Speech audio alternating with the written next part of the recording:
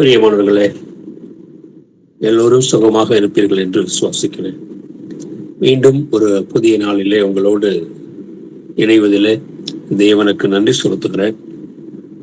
நீங்கள் அத்தனை பேரும் இந்த ஆன்லைன் வகுப்பிலே பங்கெடுப்பதற்காக கர்த்தருக்கு நன்றி செலுத்துகிறேன். இன்னும் வரக்கூடிய சகோதர சகோதரிகளை அத்தனை பேரையும் கர்த்தர் இந்த இணைப்பில் இணைப்பதற்காக நம் தேவனிடத்தில் ஜெபிப்போம். சந்தோஷம். இந்த நாளிலும் கூட நாம் பார்க்க இருக்கக்கூடிய விஷயம், கடந்த செய்தியின் தொடர்ச்சியை பார்க்க இருக்கிறோம். பக்தி விருத்தியை குறித்து கடந்த நாட்களிலே நாம் பார்த்திருந்தோம். அதனுடைய தொடர்ச்சி தான் இந்த நாளில் நாம் பார்க்க இருக்கிறோம். ஆக தேவன் இன்று நம்மோடு பேச போகிற காரியங்களை குறித்து நாம் சற்று மனத்தெளிவு உள்ளவர்களாக அடுத்த ஒரு மணி நேரம் நாம் தேவனோட ஆவியோடு இணைந்திருப்போம். கடந்த முறை இப்படியாக நாம் வாசித்து முடித்திருக்கலாம். அப்போஸ்தலர் நடபடி புத்தகம் 8ஆம் அதிகாரத்தில் 2ஆம் வசனத்தை வாசித்து முடித்திருந்தோம். பிறகு அதனுடைய தொடர்ச்சியை இந்த நாளிலும் நாம் பார்க்க இருக்கிறோம். வாசிக்கலாம்.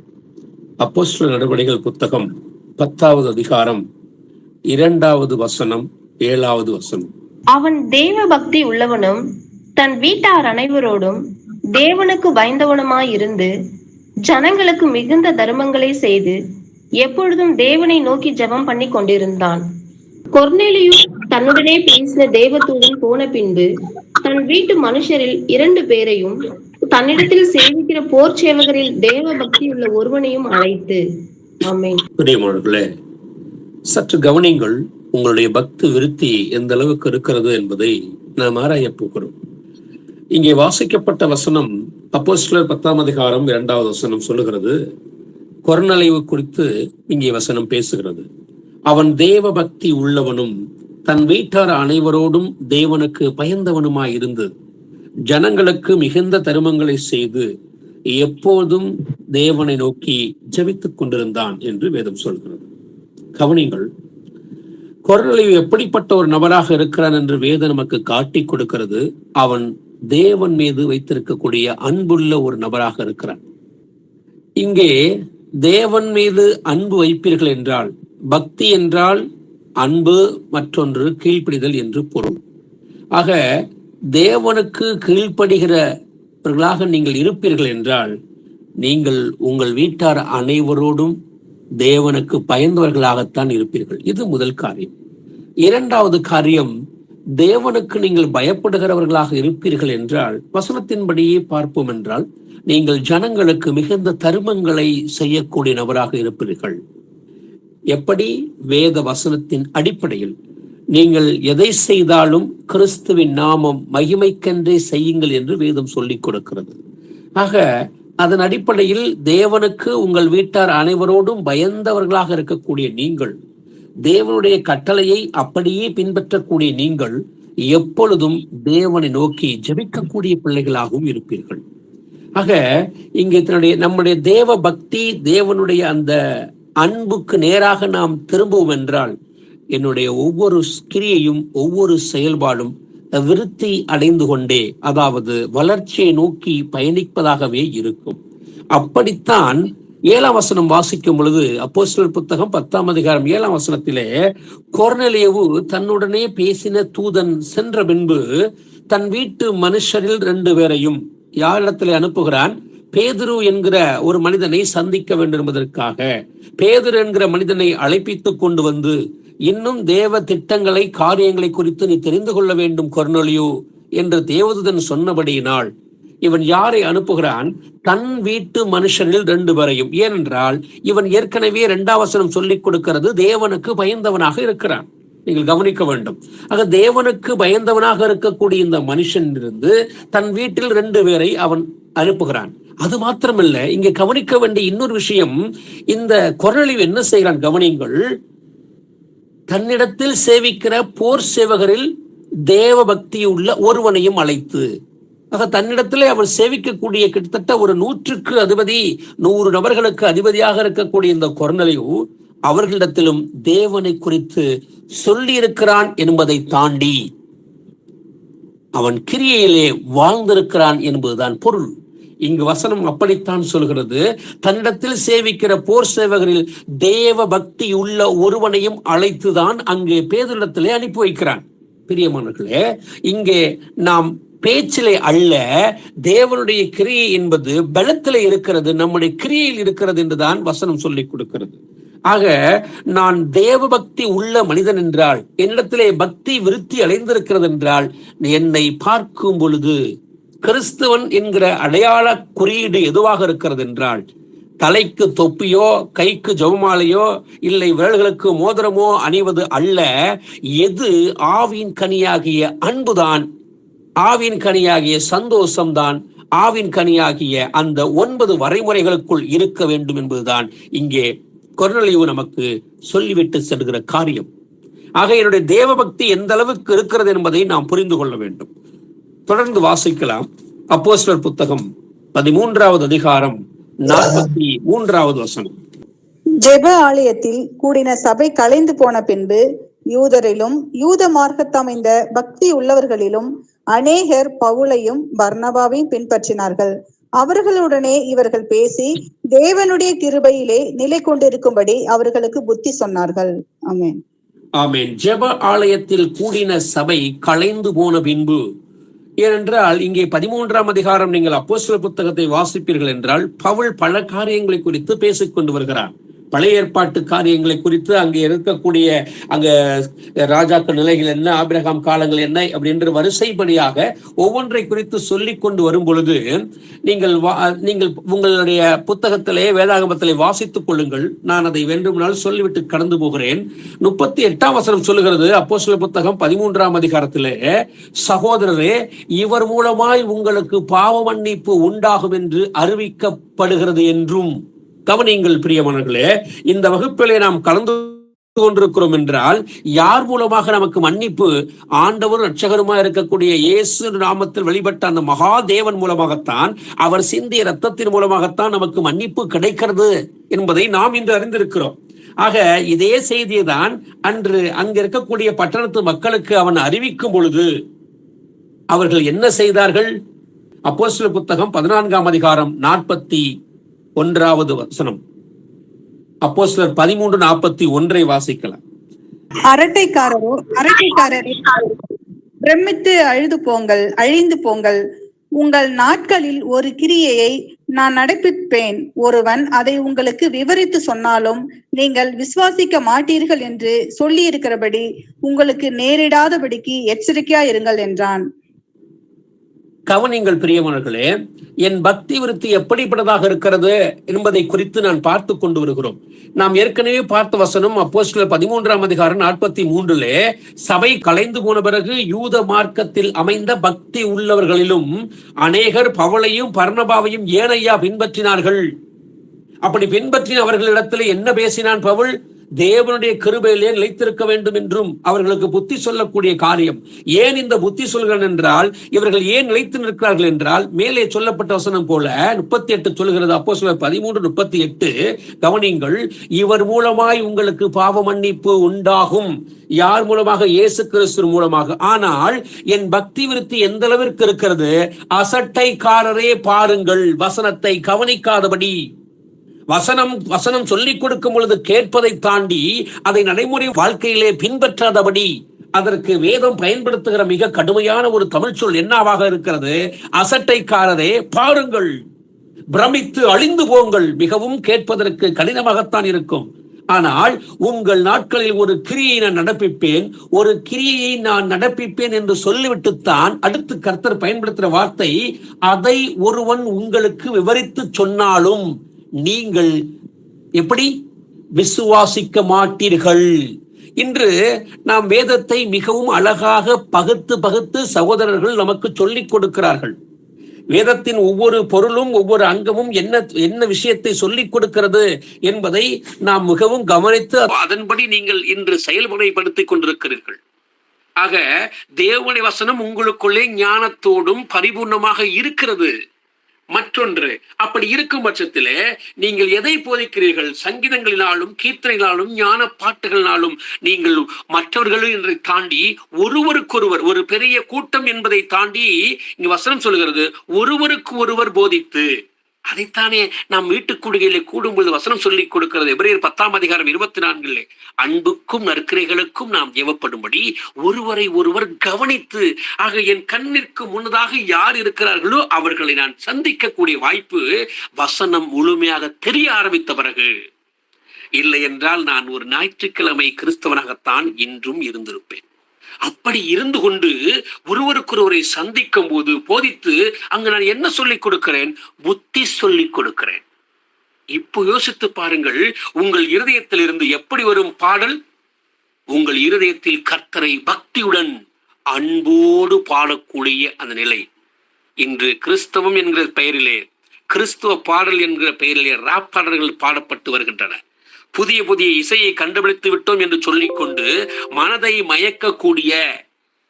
மயக்கக்கூடிய மந்திர தந்திரங்கள் நிறைந்த பாடல்கள் அங்கே வர ஆரம்பித்திருக்கின்றன இன்றைய உலகத்தில்.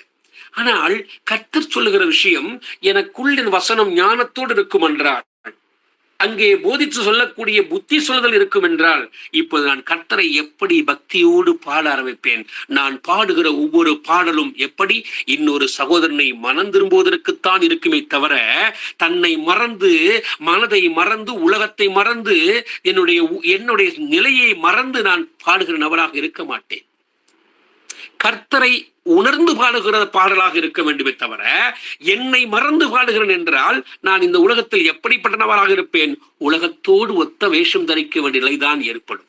வாசிக்கலாம், தீமோத்தேயுக்கு பவுல் என்ன சொல்கிறார் என்று கவனிப்போம்.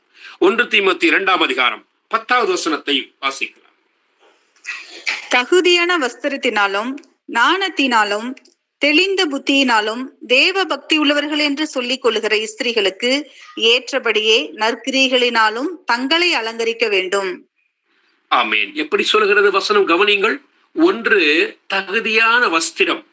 இன்று வஸ்திரங்களை நீங்கள் கவனிப்பீர்கள் என்றால் அவை சொல்லி மாளாது. 2வது, நாணம் என்கிற ஒன்று இங்கு நடைமுறையில் வாழ்வதே இல்லை. அவை குறித்து நாம் வாய்ப்பிருந்தால் மற்றொரு வேத படிப்பிலே பார்க்கலாம். இப்போ விஷயத்துக்கு வருவோம். தேவ பக்தி உள்ளவர்கள் என்று சொல்லிக் கொள்கிற ஸ்திரீகளுக்கு ஏற்றபடியே கவனிங்கள்.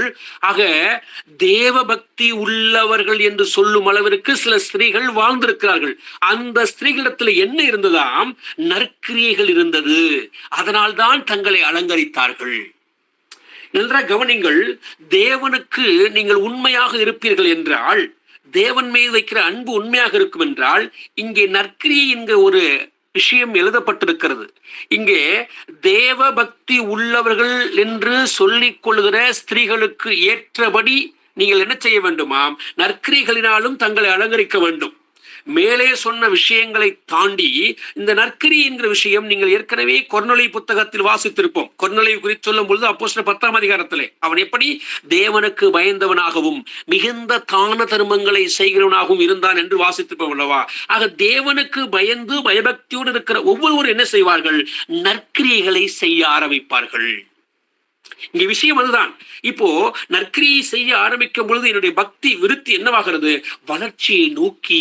நான் ஏற்கனவே தேவனுக்கு கீழ்ப்படுகிறேன், அவருடைய அன்புக்கு கட்டளைகளுக்கு கீழ்ப்படிந்து அதை செய்ய ஆரம்பிக்கும் பொழுது வசனம் சொல்கிறது, ஒருவரை ஒருவர் நேசிங்கள் என்று சொல்வதை நான் நடைமுறைப்படுத்த ஆரம்பிக்கிறேன். அதைத்தான் நீங்க தீமோத்தேயுக்கு எழுதும்போது சவுல் சொல்லிக் கொடுக்கிறான். தேவ பக்தி என்று சொல்லுகிறார் அல்லவா, அவர்கள் சொல்லுகிறதற்கு ஏற்றபடி அங்கு என்ன இருக்கிறது? நற்கிரியை இருக்கிறது.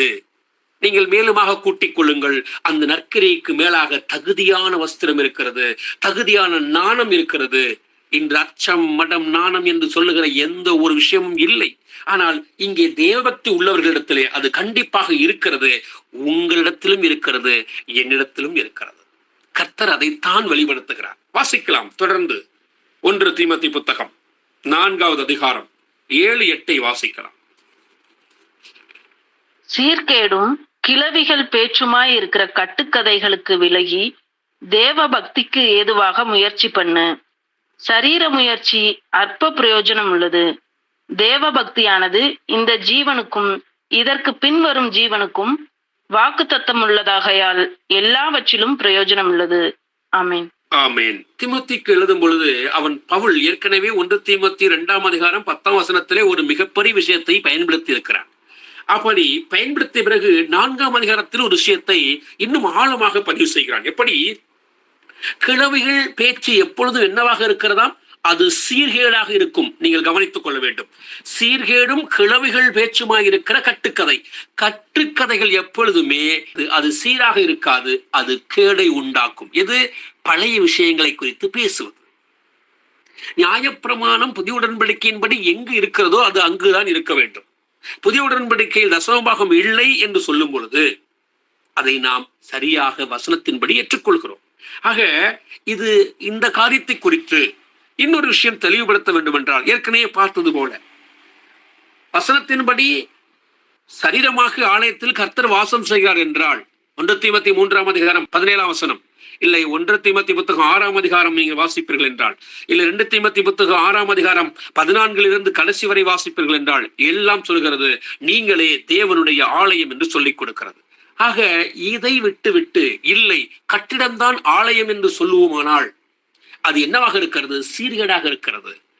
அடுத்து என்னவாக இருக்கிறது? அது கிழவிகள் பேச்சுமாக இருக்கிறது, அது பழைய கதையாக இருக்கிறது.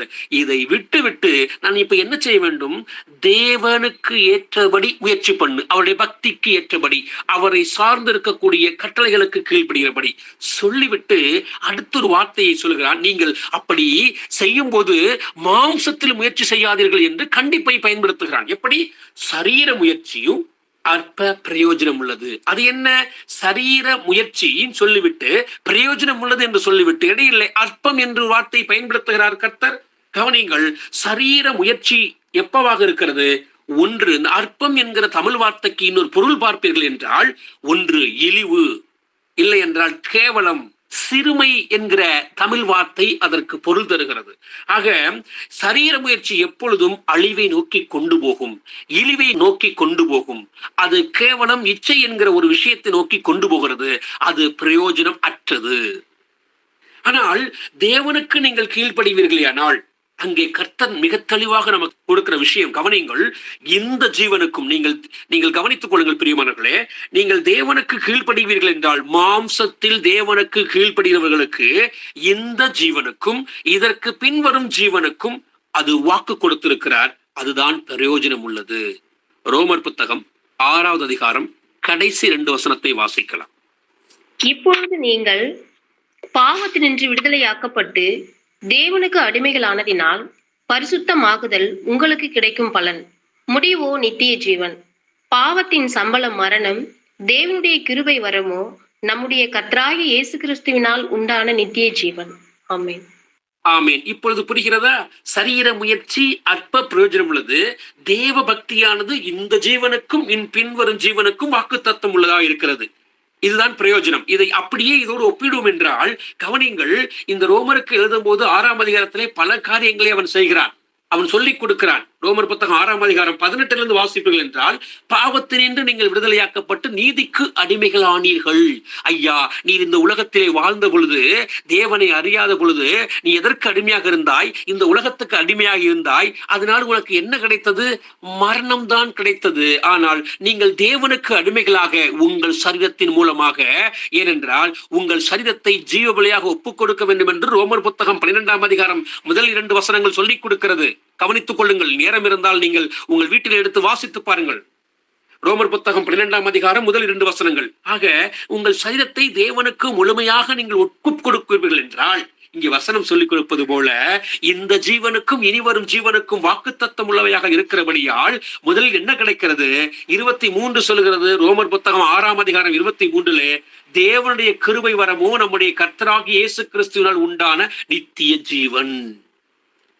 இப்ப மாம்சத்தில் கீழ்ப்படியும் பொழுது, சரீரத்திலே கீழ்ப்படியும் பொழுது முதலில் என்ன கிடைக்கிறது என்பதை ரோமர் புத்தகம் 6:22 சொல்கிறது. நீங்கள் பாவத்தினின்று விடுதலையாக்கப்பட்டு தேவனுக்கு அடிமைகள் ஆனதினால். எப்படி? சரீரத்தின் முயற்சி என்னவாக உங்களுக்கு கிடைக்கிறது? நான் இனி பாவம் செய்ய மாட்டேன், இனி நான் பொய் பேச மாட்டேன், இனி ஏமாற்ற மாட்டேன், கணவரை மதிப்பேன், என் பிள்ளைகளை சரியாக நடத்துவேன், நான் எல்லாவற்றுக்கும் கீழ்ப்படிவேன் என்கிற அந்த சரீர முயற்சி என்ன கொண்டு வருகிறது? தேவனுக்கு அடிமைகளானதினால் பரிசுத்தமாகுதல் உங்களுக்கு கிடைக்கும் பலன். இது பூமியிலே. ஆனால் அடுத்து என்ன கிடைக்கிறது? அந்த நிகழ்வின் கடைசி முடிவு என்ன கிடைக்கிறது? முடிவோ நித்திய ஜீவன் என்று எழுதப்பட்டிருக்கிறது. ஆக கிளவிகளும் சீர்கேடுமாக இருக்கக்கூடிய இந்த பேச்சுகளுக்கு, நாம் கட்டுக்கதைகளுக்கு விலகி தேவ பக்திக்கு ஏதுவான முயற்சி பண்ணும் பொழுது நான் இன்னும் பக்தி விருத்தி அடைய ஆரம்பிக்கிறேன். வாசிக்கலாம். தீமோத்தேயுக்கு எழுதும்போது 1 தீமோத்தேயு 6ஆம் அதிகாரம் 3ஆம் வசனம், 5ஆம் வசனம், 6ஆம் வசனம், 11ஆவது வசனம். ஒருவன் நம்முடைய கர்த்தராகிய இயேசு கிறிஸ்துவின் ஆரோக்கியமான வசனங்களையும் தேவ பக்திக்கேற்ற உபதேசங்களையும் ஒப்புக்கொள்ளாமல் வேற்றுமையான உபதேசங்களை போதிக்கிறவனானால், கெட்ட சிந்தை உள்ளவர்களும் சத்தியமில்லாதவர்களும் தேவ பக்தியை ஆதாய தொழில் என்று எண்ணர்களுமாய் இருக்கிற மனுஷர்களால் உண்டாகும் மாறுபாடான தர்க்கங்களும் பிறக்கும். இப்படிப்பட்டவர்களை விட்டு விலகு. போதுமென்ற மனதுடனே கூடிய தேவ பக்தியை மிகுந்த ஆதாயம். நீயோ தேவனுடைய மனுஷனே, இவைகளை விட்டோடி நீதியையும் தேவ பக்தியையும் விசுவாசத்தையும் அன்பையும் பொறுமையையும் சாந்த குணத்தையும் அடையும்படி நாடு. ஆமேன். ஆமேன். மிக தெளிவாக மீண்டும் மீண்டும் பவுல் தீமோத்தேயுக்கு சொல்லிக் கொடுக்கிற காரியத்தை நாம் தொடர்ச்சியாக பார்த்து கொண்டே வருகிறோம். அவனுடைய முதல் கடிதத்தில் மிக மிக கவனிக்கத்தக்க விஷயங்களை சொல்லி வருகிறான். நாம் ஏற்கனவே பார்த்தது போல சீர்கேடும் கிளவிகள் பேச்சுமாக இருக்கக்கூடியவற்று விலக வேண்டும், தேவ பக்திக்கு ஏற்றதை நாம் முயற்சி செய்ய வேண்டும் என்று சொல்கிறான். சொல்லிவிட்டு 6ஆம் அதிகாரத்தில் அவன் பயன்படுத்துகிறான், ஒருவன் நம்முடைய கர்த்தராகிய இயேசு கிறிஸ்துவின் ஆரோக்கியமான வசனங்களையும் தேவ பக்திக்கு ஏற்ற உபதேசங்களையும் ஒப்புக்கொள்ளாமல். நீங்கள் கவனியுங்கள் பிரியமானவர்களே, கர்த்தராக இயேசு கிறிஸ்துவின் ஆரோக்கியமான வசனம் என்ன? அவர் மாம்சத்தில் இருந்த பொழுது பேசிய முதல் வார்த்தை கவனியுங்கள், மனம் திரும்புங்கள், பரலோக ராஜ்யம் சமீபம் என்று சொல்லிக் கொடுத்தார். ஐயா, நீ இது நாள் வரை எதில் சந்தோஷப்பட்டுக் கொண்டிருந்தாயோ, எதையெல்லாம் சரி என்று எண்ணிக்கொண்டிருந்தாயோ, அவை எல்லாவற்றையும் விட்டு மனம் திரும்பு என்று சொல்கிறார். நீ வாழ்ந்த வாழ்க்கை போதும், இதுவரை நீ சிந்தித்த செயல்பாடுகள் அத்தனையும் பொய் என்பதை விட்டுவிட்டு நான் கர்த்தராகிய இயேசு சொல்லுகிறேன், நீர் மனம் திரும்பி என்னிடத்திலே வாருங்கள் என்று சொல்கிறார். 6:33 மத்தேயு புத்தகம் சொல்லிக் கொடுக்கிறது, முதலாவது தேவன் ராஜ்யத்தையும் அவருடைய நீதியும் தேடுங்கள் என்று சொல்லிக் கொடுக்கிறது. மத்தேயு புத்தகம் 5ஆம் அதிகாரம் 37 சொல்வது போல உள்ளதை உள்ளதென்றும் இல்லதை இல்லதென்றும் சொல்லுங்கள் என்று வேதம் சொல்லிக் கொடுக்கிறது அல்லவா? ஆக இயேசு கிறிஸ்துவின் ஆரோக்கியமான வசனம் என்று நீங்கள் ஒன்றை பார்ப்பீர்கள் என்றால், அதே மத்தேயு புத்தகம் 5ஆம் அதிகாரம் 44ஆம் வசனம் அத்தனை பேருக்குமே தெரியும். உங்கள் எதிரியை சிநேகிக்க சொல்லுகிறார், உங்களை சகிப்பவர்களை ஆசீர்வதிக்க சொல்லுகிறார், உங்களை நிந்திக்கவர்களுக்காக ஜெபம் பண்ணுங்கள் என்று சொல்கிறார். இதுவல்லவோ ஆரோக்கியமான உபதேசம், ஆரோக்கியமான வசனம். ஆக தேவ பக்திக்கு ஏதுவான இந்த உபதேசங்களை படித்துக் கொண்டு ஒருவர் மீது ஒருவர் அன்பாக இருங்கள் என்று சொல்லிக் கொடுக்கிறாரே. கவனிங்கள் பிரியமானவர்களே, ஆரோக்கியமான வசனம் என்று சொல்லிக் கொடுக்கும் பொழுது மத்தேயு புத்தகம் 5:44 மனதில் வைத்துக் கொள்ளுங்கள்.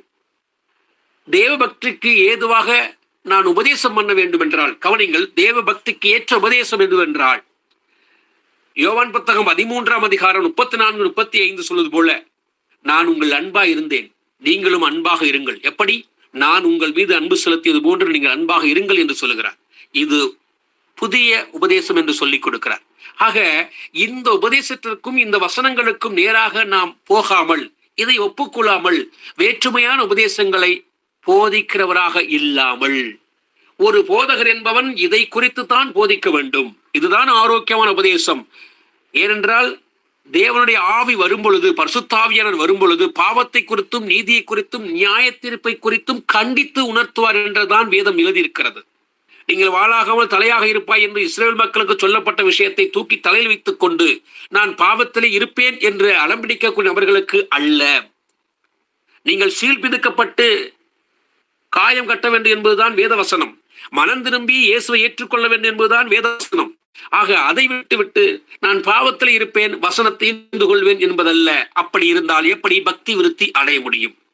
நீங்கள் அதே தீமோத்தேயுக்கு எழுதும் பொழுது 5ஆம் வசனம் சொல்லுகிறான், கெட்ட சிந்தை உள்ளவர்களும் சத்தியம் இல்லாதவர்களும் தேவ பக்தியை ஆதாய தொழில் என்று எண்ணுவார்கள். கவனித்துக் கொள்ளுங்கள் பிரியமானவர்களே, யார் தேவனுடைய பக்தியை ஆதாய தொழிலாக சொல்லுவார்கள்?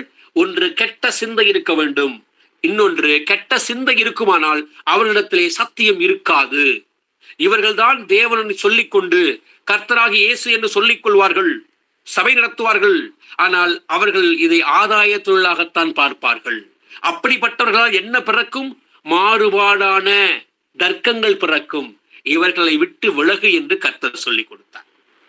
ஏனென்றால் அங்கே பக்தி இருக்காது என்று சொல்லிக் கொடுக்கிறார். கெட்ட சிந்தை உள்ள இடத்துல எப்படி சத்தியம் இருக்கும்? சத்தியம் இல்லாத இடத்துல எப்படி தேவ பக்தி இருக்கும்? அது ஆதாயமாக பார்த்து கொண்டு தேவனை மறுதலிக்கக்கூடிய கூட்டம் தான் இன்றும் இருக்கிறது. என்னது, தேவன் வருகிறாரா, அவர் இப்போது வரமாட்டார் என்று மறுதலிக்கக்கூடிய கூட்டம் தான் வாழ்ந்து கொண்டிருக்கிறார்கள் இப்போது நடைமுறையிலே. அதனால்தான் பவுல் சொல்லிக் கொடுக்கிறார், ஒருபடி மேலே சென்று 1 தீமோத்தேயு 6 அதிகாரம் 6 வசனத்திலே, போதும் என்று மனதுடன் கூடிய தேவ பக்தியே மிகுந்த ஆதாயம் என்று சொல்லிக் கொடுக்கிறார். எது, நீங்கள் போதும் என்று சொல்லக்கூடிய இருதயம் உங்களுக்குள் வருகிறதா, எதுவை குறித்தாக இருந்தாலும் பரவாயில்லை, அது தேவ பக்திக்கு ஏதுவாக இருக்கட்டும். நீயோ உங்கள் பெயரை அங்கே பதிவு செய்து கொள்ளுங்கள், தேவனுடைய ஷனாக்கிறாய். ஆக மேலே சொல்லப்பட்டவைகளை விட்டு ஓடி நீங்கள் எதை பின்பற்ற வேண்டுமாம்? நீதி, தேவ பக்தி, விசுவாசம், அன்பு, பொறுமை, சாந்தம், இதை அடையும்படி நாடுங்கள் என்று அவன் சொல்லிக் கொடுக்கிறான். பிரியமானவர்களே, என் பக்தி வீணாக போவதற்கு நான் ஒரு நாளும் அனுமதிக்க மாட்டேன். இந்த வைராக்கியம் நம் ஒவ்வொருவருக்குள்ளும் இருக்க வேண்டும். அப்படி இருக்குமானால் நாம் இங்கே 11 வசனத்தில் வாசித்தது போல, நான் அசுத்தமானவைகளை விட்டு விலகி நான் தேவனுடைய மனுஷனாக இருக்கிறபடியால் இங்கே சொல்லப்பட்ட அத்தனையும் நான் பின்பற்றக்கூடிய நபராக இருப்பேன். வாசிக்கலாம் 2 தீமோத்தேயு புத்தகம் 3 அதிகாரம் 5 வசனத்தை வாசிக்கலாம். தேவ பக்தியின் வேஷத்தை தரித்து அதன் பலனை மறுதலிக்கிறவர்களாயும் இருப்பார்கள். இப்படிப்பட்டவர்களை நீ விட்டு விலகு. ஆமீன். மேலே சொல்லப்பட்டதற்கு ஏற்ற வசனமாகத்தான் அடுத்த வசனம் இருக்கிறது. எப்படி? 2 தீமோத்தேயு 3:5 தேவ பக்தியின் வேஷத்தை தரித்து அதன் பலனை மறுதலிக்கிறவர்களாய் இருப்பார்கள். தேவ பக்தியின் வேஷம், யார் வேஷம் போடுவார்கள்? ஐயா, ஒன்றை தெரிந்து கொண்டிருக்கிறவன் தான் வேஷம் போட முடியும், தெரியாதவன் வேஷம் போட முடியாது. நீங்கள் நன்றாக கவனிக்க வேண்டும்.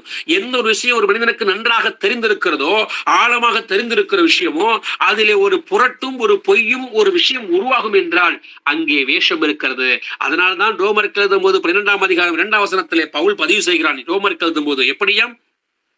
உலகத்திற்கு ஒத்த வேஷம் தரிக்காமல், எனக்கு ஏற்கனவே சத்தியம் தெரிந்து விட்டது, ஆனால் நான் மறைக்க ஆரம்பிக்கிறேன். தசமபாகம் புதிய உடன்படிக்கை இல்லை என்று எனக்கு தெரியும் தான், ஆனால் நான் என்ன செய்கிறேன்? பணத்தின் மீது ஆசை வைத்தபடியால் நான் அதை இச்சிக்க ஆரம்பிக்கிறேன். தசமபாகம் சபையிலே கேட்கிறேன்.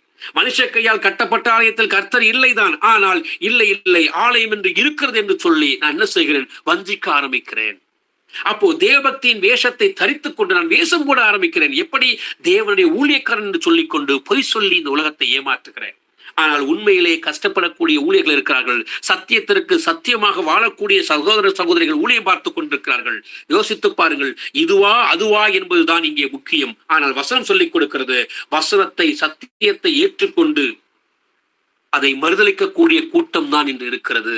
இயேசுவின் நாமத்தில் தான் ஞானஸ்நானம், வசனம் அப்படித்தான் எழுதியிருக்கிறது புதிய உடன்படிக்கையிலே. இல்லை, பிதா குமாரன் பரிசுத்தாவி என்கிற டைட்டிலே அவர்கள் எடுக்க சொல்லி நம்மை வற்புறுத்துவார்கள். இதுவல்லவோ வேஷம். ஆக தெரிந்திருக்கிற விஷயத்தை நான் என்ன செய்கிறேன்? வேஷம் போட ஆரம்பிக்கிறேன் உலகத்துக்கு. இது அப்படியே குடும்ப காரியத்திலும் நடைமுறைப்படுத்துகிறார்கள் சிலர்.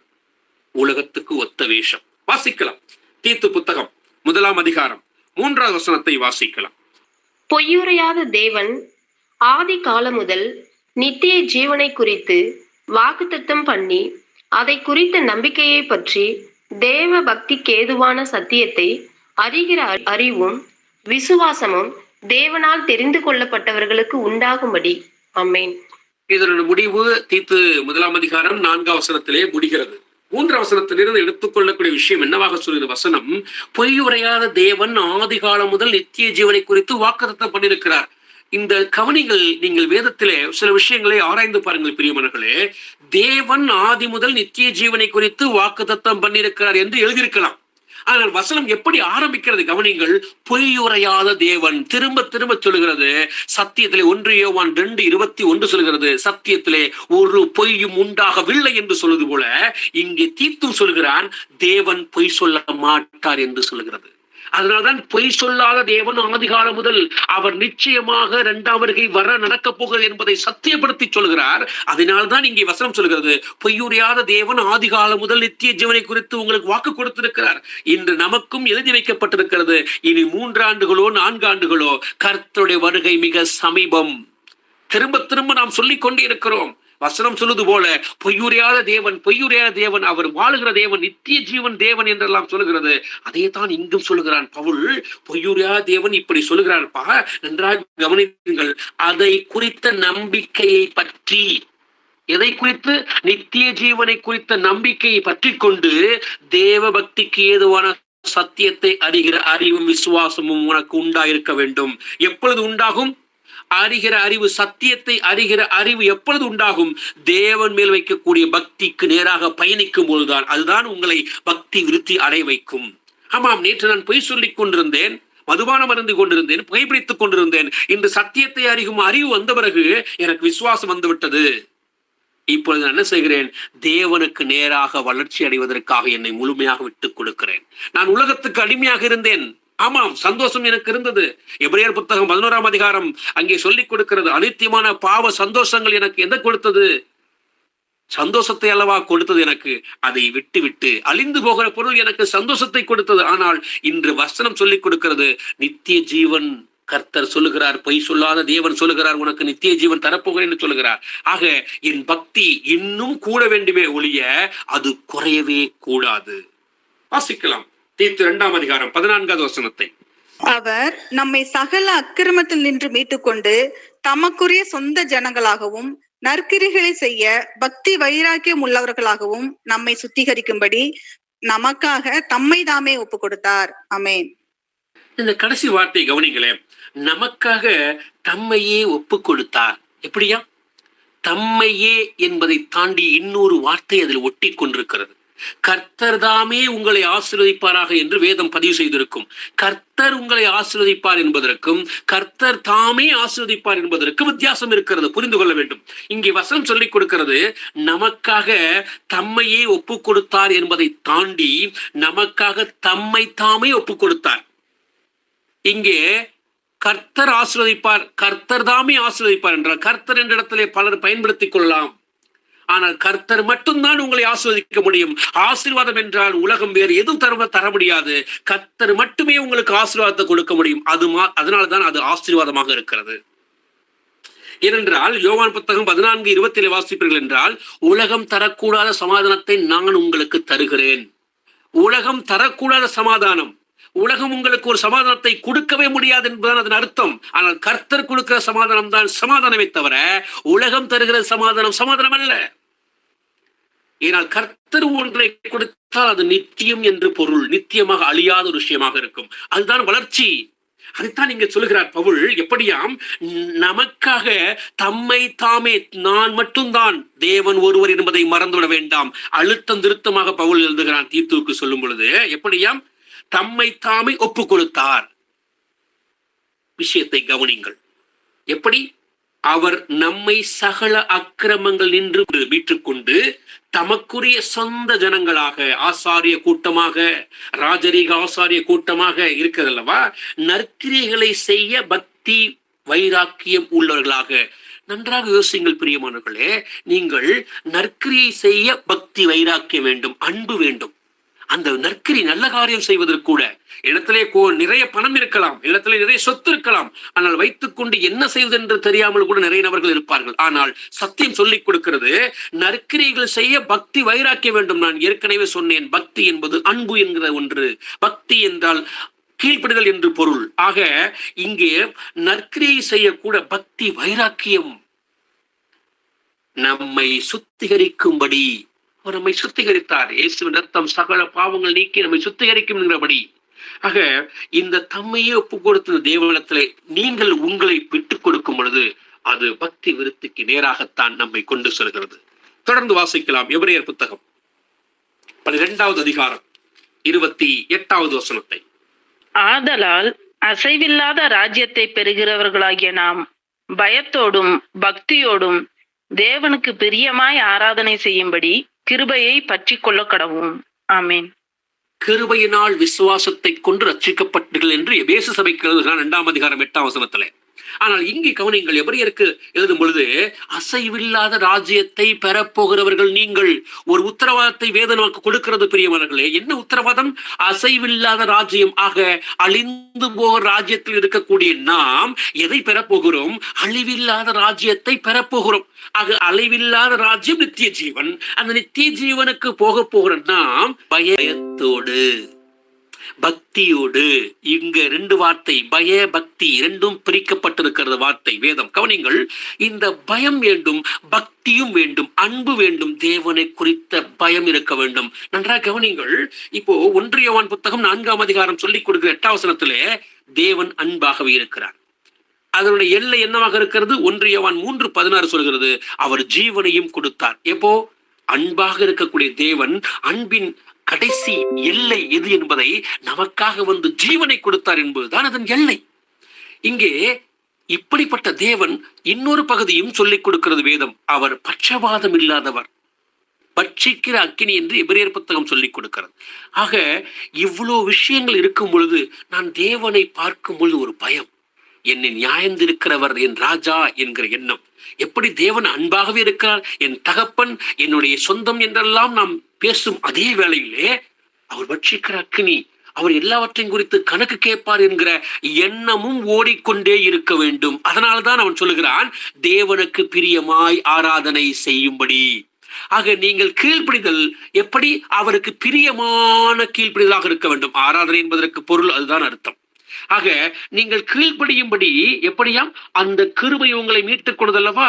நானெல்லாம் பெரிய பாவி, எனக்கெல்லாம் மன்னிப்பு கிடைக்குமா என்று ஏங்கிய காலத்தில் கிருபையாய் எப்படி நீங்கள் வைத்த ஒரு விசுவாசம், இயேசு என்ற நாமத்தை விசுவாசித்த பொழுது அந்த கிருபை உங்களை பற்றி கொண்டது. அப்பொழுதுதான் நீங்கள் பக்தி விருத்திக்கு நேருவாக பயணிக்க முடியும்.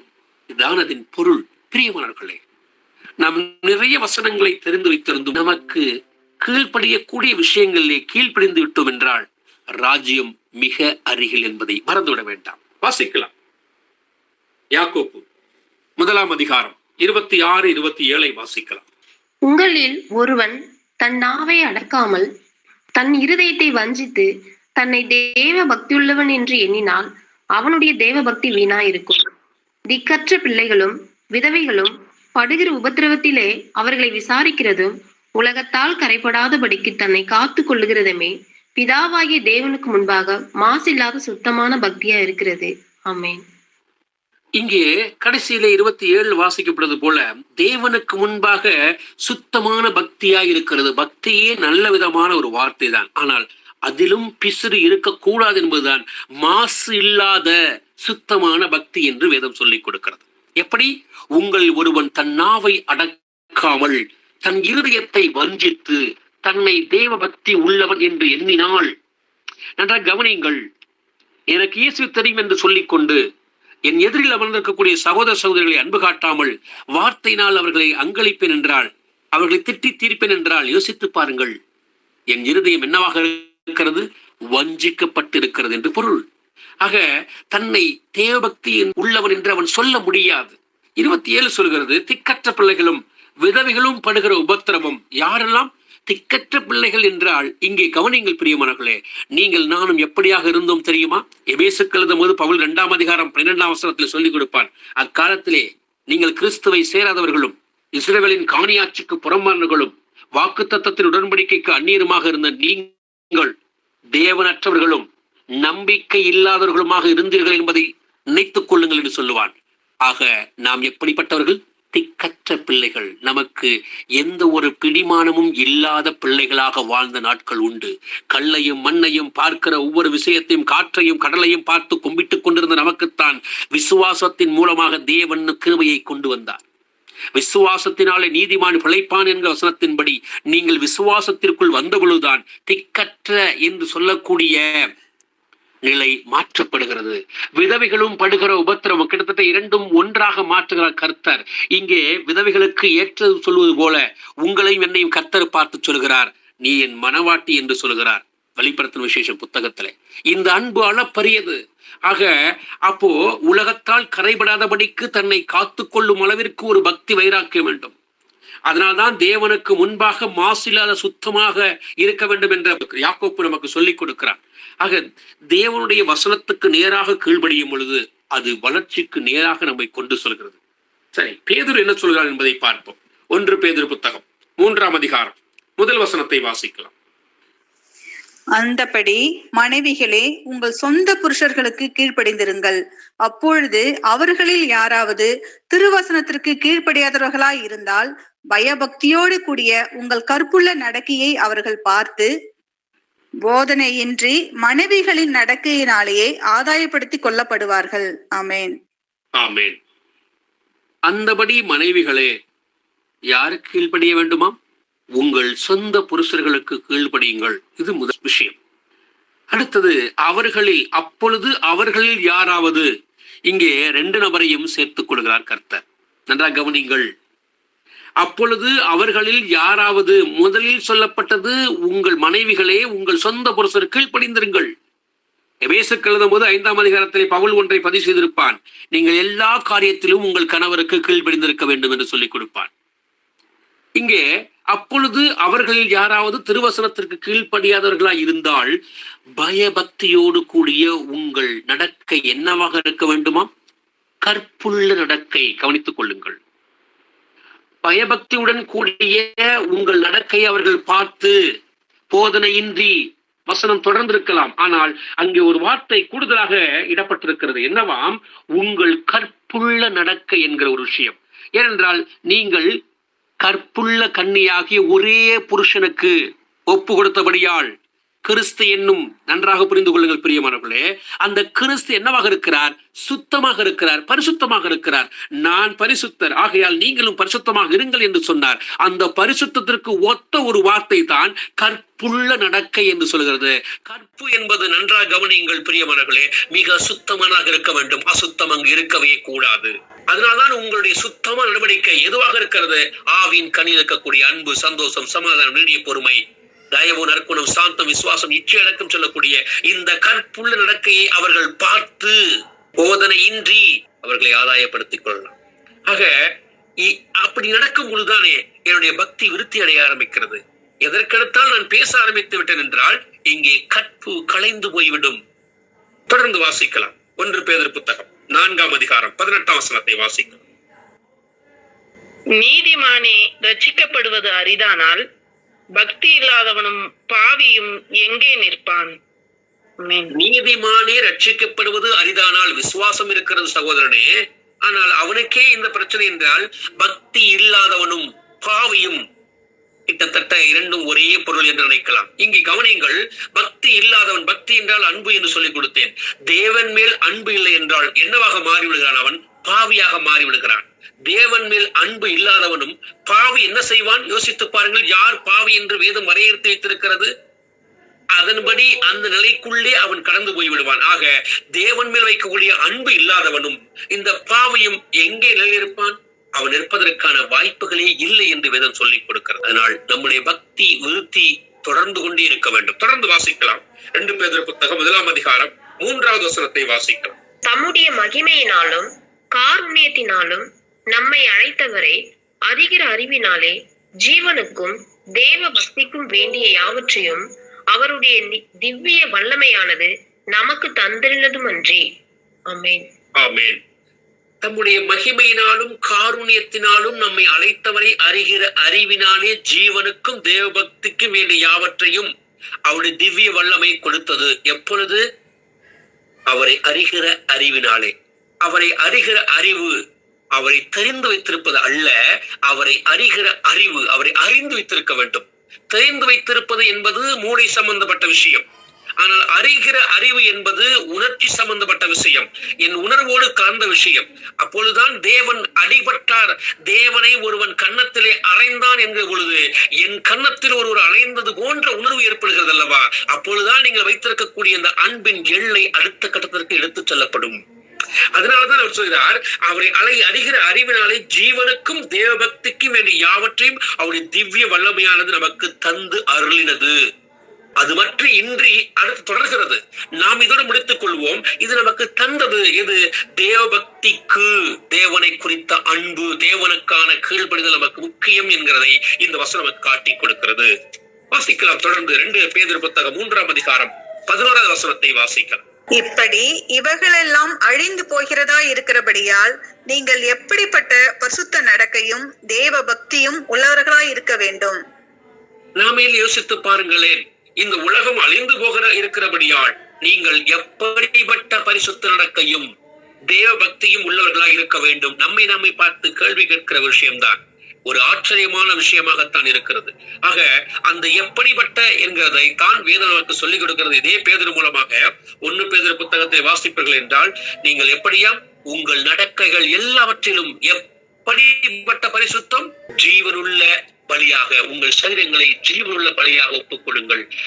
ரோமருக்கு எழுதும் பொழுது 12ஆம் அதிகாரம் ரோமர் 12 முதல் வசனம் உங்கள் சரீரங்களை ஜீவனுள்ள பலியாக ஒப்புக் கொடுங்கள் என்று சொல்கிறார். அதே ரோமருக்கு எழுதுவது 6ஆம் அதிகாரம் இப்பொழுது கூட பார்த்தோம் நாம். எப்படி 6ஆம் அதிகாரத்திலே உங்கள் அவயவங்களை நீங்கள் தேவனுக்கு அடிமைகளாக ஒப்புக் கொடுங்கள்.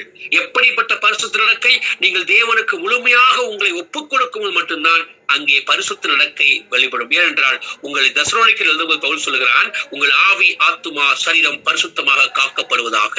ஆக இந்த தேவபக்தி உள்ளவர்களாக இருக்க வேண்டும். எப்படிப்பட்ட தேவபக்தி, தேவன் கொடுக்கக்கூடிய ஒவ்வொன்றையும் உள்வாங்கிக் கொண்டு கிரியையிலே காட்டும் பொழுது. யூதா வாசிக்கலாம். யூதா 1 அதிகாரம் 4ஆம் வசனத்தை வாசிக்கும். ஏனெனில் நமது தேவனுடைய கிருபையை காம விகாரத்துக்கு ஏதுவாக புரட்டி ஒன்றான ஆண்டவராகிய தேவனையும் நம்முடைய கர்த்தராகிய இயேசு கிறிஸ்துவையும் மறுதலிக்கிற பக்தியற்றவர்களாகிய சிலர் பக்க வழியாய் நுழைந்திருக்கிறார்கள். அவர்கள் இந்த ஆக்கினைக்குள்ளாவார்கள் என்று பூர்வத்திலே எழுதியிருக்கிறது. ஆமென். ஆமென். நம்முடைய தேவனுடைய கிருபை தவறாக புரட்டப்பட்டிருக்கிறது என்று உலகம் அப்படித்தான் இருக்கிறது. அநேக சபைகளிலே பாருங்கள், அவர்கள் ஆடும் ஆட்டம் பாடுகிற பாட்டும் மிகவும் கடுமையாக இருக்கிறது. ஆக அது எதுவாக மாற்றிருக்கிறது, காம விகாரத்துக்கு ஏதுவாக புரட்டப்பட்டிருக்கிறது. இப்படியும் இருக்கலாம் அப்படியும் இருக்கலாம் என்று பேசிக் கொள்கிறார்கள். ஆனால் அப்படி அல்ல. ஒன்றான ஆண்டவராகிய அந்த தேவனை கர்த்தராகிய இயேசு கிறிஸ்துவை மறுதலிக்கிறவர்கள் எப்படியாக இருப்பார்கள்? பக்தியற்று இருக்கிறவர்கள் தான், தேவன் மேல் அன்பு இல்லாதவர்கள் தான் அவர்கள் தேவன் 3 பேர் என்று சொல்வார்கள். தேவனுடைய அன்பை முழுமையாக உள்வாங்கி கொள்ளாதவர்கள் தான் அதன் வேஷத்தை தரித்து அதன் பலனை மறுதலிக்கக்கூடியவர்களாக இருப்பார்கள். இவர்கள் எப்படி வருவார்கள்? யோவான் புத்தகம் 10ஆம் அதிகாரத்திலே கர்த்தர் பேசுகிறார், அவர்கள் நேர்வழியாக அல்ல பக்க வழியாய் உள்ளே வருவார்கள் ஆட்டு மந்தைக்குள்ளே என்று சொல்கிறார். ஆக தேவ பக்திக்கு ஏதுவாக முயற்சி பண்ணக்கூடிய நாம் என்னுடைய பக்தி முழுமையாக வெளிப்பட வேண்டும். கடைசியாக 2 வசனங்களை வாசித்து முடிக்கலாம். ஆக என் பக்தி இப்படி இருக்கும் பட்சத்தில் அவபக்திக்குள் நான் சென்று விடவே கூடாது என்று 2 வசனங்களை நாம் பார்க்கலாம். வாசிக்கலாம். பழைய ஏற்பாட்டிலிருந்து 1 சாமுவேல் புத்தகம் 15ஆம் அதிகாரம் 23வது வசனம். இரண்டகம் பண்ணுதல் பில்லி சூனிய பாவத்திற்கும் முரட்டாட்டம் பண்ணுதல் அவபக்திக்கும் விக்கிரக ஆராதனைக்கும் சரியாய் இருக்கிறது. நீர் கர்த்தருடைய வார்த்தையை புறக்கணித்தபடியினாலே அவர் உம்மை ராஜாவா இராதபடிக்கு புறக்கணித்து தள்ளினார் என்றான். ஆமென். பில்லி சூனியம் என்கிற ஒன்றுக்கு ஒப்பிடுகிறது. அது பாவம் என்று சொல்லிக் கொடுக்கிறது. சத்தியத்தை தெரிந்த பிறகு ஆகையால் புறப்பட்டு சொல்லுங்கள் என்று சத்தியம் சொன்ன பிறகும் நான் இன்னும் புறப்படாமலும் சத்தியம் எனக்கு தெரியவில்லை என்று நான் இன்னும் என்னையே நான் மாய்த்துக் கொள்வதும் வேதம் அனுமதிக்கவே அனுமதிக்காது. அது பாவம் என்று சொல்லிக் கொடுக்கிறது. சொல்லிவிட்டு முரட்டாட்டம் பண்ணுதல் அவபக்திக்கும் அது இன்னொன்றும் சேர்த்துக் கொள்கிறது. அது விக்கிரக ஆராதனைக்கும் ஏற்றது என்று சொல்லிக் கொடுக்கிறது. இது சரியாய் இருக்கிறது என்று சொல்கிறது. ஆக சத்தியம் அறிந்த நாம் பக்தியை தெரிந்த பிறகு அவபக்திக்குள் சொல்ல வேண்டாம். அக்கிரமக்காரன் என்கிற பெயர் வேண்டாம், அநியாயக்காரன் என்கிற பெயர் வேண்டாம். சத்தியத்தை சத்தியமாய் சொல்லிக் கொடுக்கும். இதைத்தான் ஏற்கனவே உங்களுக்கு சொல்லியதை தான் மறுபடியும் ஞாபகப்படுத்துகிறேன். அப்போஸ்தலர் புத்தகம் 13ஆம் அதிகாரம் 41 வாசித்தது போல உங்களுக்கு ஒருவன் விவரித்து சொன்னாலும் அதை நீங்கள் விசுவாசிக்க மாட்டீர்கள் என்று அங்கே பவுல் பேசினான் அல்லவா? அவர்களுக்கு அவர் வைத்த பெயர் என்ன? அசட்டைக்காரர் என்று சொல்லிக் கொடுத்தான். அசட்டைக்காரருக்கு ஏற்றதமாக இங்கே அவபக்தி இருக்கக்கூடாது என்று நான் சொல்லிக் கொடுக்கிறேன். வாசிக்கலாம். ரோமருக்கு எழுதும்போது பவுல் என்ன சொல்கிறான் என்று. ரோமர் 1 அதிகாரம் 18ஆம் வசனத்தை வாசிக்கலாம். சத்தியத்தை அநியாயத்தினாலே அடக்கி வைக்கிற மனுஷருடைய எல்லாவித அவபக்திக்கும் அநியாயத்துக்கும் விரோதமாய் தேவ கோபம் வானத்திலிருந்து வெளிப்படுத்தப்பட்டிருக்கிறது. ஆமென்.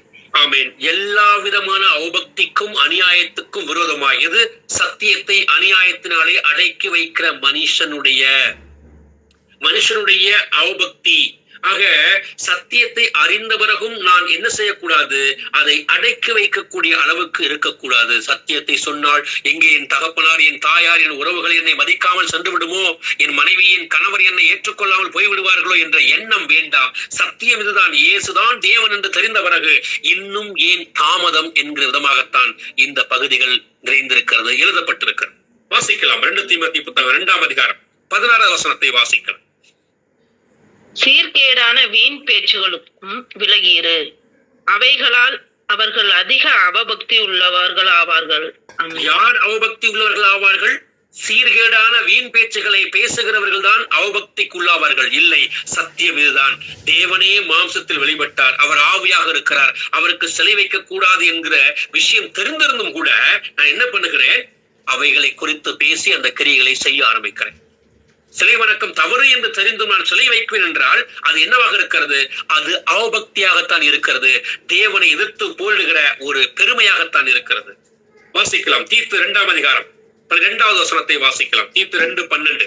நாம் அவபக்தியையும் லௌகீக இச்சைகளையும் வெறுத்து தெளிந்த புத்தியும் நீதியும் தேவ பக்தியும் உள்ளவர்களாய் இவ்வுலகத்திலே ஜீவனம் பண்ணி. ஆமென். நாம் இந்த உலகத்திலே எப்படி ஜீவனம் பண்ண வேண்டுமாம்? அவபக்தியும் லௌகிக இச்சைகளையும் வெறுக்க வேண்டும் என்று சொல்லிக் கொடுக்கிறது. பிரியமானவர்களே, ஒரு விஷயத்தை நன்றாக கவனித்துக் கொள்ளுங்கள். அவபக்தி என்றால் பக்தி தேவனுக்கு ஏதுவாக இருக்கிறது, அவம் என்றால் இல்லை என்ற நிலைக்கு வந்து விடுகிறது. தேவன் இல்லை என்று நீங்கள் சொல்லுவீர்கள் என்றால் நீங்கள் இந்த உலகத்துக்கான இச்சைக்குள் தான் பயணிக்க முடியும், உலக காரியத்தில் தான் இருக்க முடியும். சத்தியத்தை தெரிந்து கொண்டு என்ன செய்கிறேன்? நான் இன்னும் தொலைக்காட்சி பற்றி பார்க்கிறேன், சீரியல் பார்க்கிறேன், சினிமாக்கள் பார்க்கிறேன், மற்ற காரியங்களை பார்த்து பேசி அங்கலாய்க்கிறேன். என்னும் குடும்பத்தார் நடத்தக்கூடிய நிகழ்வுகளில் அத்தனையிலும் கலந்து கொள்கிறேன், எல்லா சுப நிகழ்ச்சிகளிலும் எல்லா மற்ற காரியங்களிலும் கலந்து கொள்கிறேன். எதையும் விட்டு வைக்கவில்லை, அவர்கள் கோபித்துக் கொள்வார்கள் என்பதற்காக, அந்த உறவு என்னை விட்டு போய்விடுமே என்பதற்காக. இந்த அவபக்தி உலக இச்சையை கொண்டு வரும். வாசிக்கலாம். 2 பேதுரு புத்தகம் 2ஆம் அதிகாரம் 5வது வசனத்தை வாசிக்கலாம். பூர்வ உலகத்தையும் தப்பவிடாமல் நீதியை பிரசங்கித்தவனாகிய நோவா முதலான 8 பேரை காப்பாற்றி அவபக்தி உள்ளவர்கள் நிறைந்த உலகத்தின் மேல் ஜல பிரளயத்தை வரப்பண்ணி சோதோம் குமாரா என்னும் பட்டணங்களையும் சாம்பலாக்கி கவிழ்த்து போட்டு ஆக்கினைக்குள்ளாக தீர்த்து பிற்காலத்திலே அவபக்தியாய் நடப்பவர்களுக்கு அவைகளை சிஷ்டாந்தமாக வைத்து. நீதியை பிரசங்கித்தவனாகிய நோவா, நீதியை பிரசங்கிக்கும் பொழுது அவபக்தி கூடவே கூடாது. ஆனால் அவபக்தி உள்ளவர்கள் நிறைந்திருக்கக்கூடிய இந்த உலகத்தின் மேல் என்ன வரப்பண்ணினார்? ஜலப்பிரளயத்தை வரப்பண்ணினார். ஆக அவர்கள் எதற்காக? ஆக்கினைக்குள்ளாக தீர்க்கும்படிக்கு, பின்னாளிலே நடக்கக்கூடிய நிகழ்வுகளுக்கு இவைகள் என்னவாக வைத்திருக்கப்பட்டிருக்கிறது? திருஷ்டாந்தமாக வைக்கப்பட்டிருக்கிறது. பக்தி நாம் கீழ்ப்படியது, ஆனால் அந்த கீழ்ப்படிதலை கூட நான் வேறு விதமாக பயன்படுத்துவேன் என்றால், தேவனுக்கு பிரியமில்லாத காரியத்தை செய்வேன் என்றால், யூதா புத்தகம் 1 அதிகாரம் 14-15 வாசித்து முடிக்கலாம். ஆதாமுக்கு 7ஆம் தலைமுறையான ஏனோக்கும் இவர்களை குறித்து, இதோ எல்லாருக்கும் நியாய தீர்ப்பு கொடுக்கிறதற்கும் அவர்களில் அவபக்தியுள்ளவர்கள் யாவரும் அவபக்தியாய் செய்து வந்த சகல அவபக்தியான கிரியைகளின் நிமித்தமும் தமக்கு விரோதமாய் அவபக்தியுள்ள பாவிகள் பேசின கடின வார்த்தைகள் எல்லாவற்றின் நிமித்தமும் அவர்களை கண்டிக்கிறதற்கும் ஆயிரமான தமது பரிசுத்தவான்களோடும் கூட கர்த்தர் வருகிறார் என்று முன்னறிவித்தான். ஆமென். ஆமென். கர்த்தர் வருகிறார் என்று முன் அறிவித்தான். எப்படியாம்? எத்தனை அவபக்தி என்பதை கவனிங்கள். எல்லாருக்கும் நியாய தீர்ப்பு கொடுக்கிறதற்கும். பிரியமானவர்களே, தேவனுடைய வருகை மிக சமீபம். இந்த வசனங்களை உங்கள் இருதயத்தில் இருத்திக் கொள்ளுங்கள். அவர்களில் அவபக்தி உள்ளவர்கள் யாவரும், அந்த அவபக்தி உள்ளவர்கள் யாவரும் அவபக்தியாய் செய்து வருகிறார்கள் சில காரியங்கள். அது மாத்திரமல்ல, அவபக்தியான கிரியைகள் நிமித்தமாக அவபக்தி உள்ள அந்த மக்கள், பக்தி இல்லாத மக்கள் செய்யக்கூடிய கிரியைகள் நிமித்தமாக நியாய தீர்ப்பு கொடுப்பதற்கு தேவன் புறப்பட்டு வருகிறார்.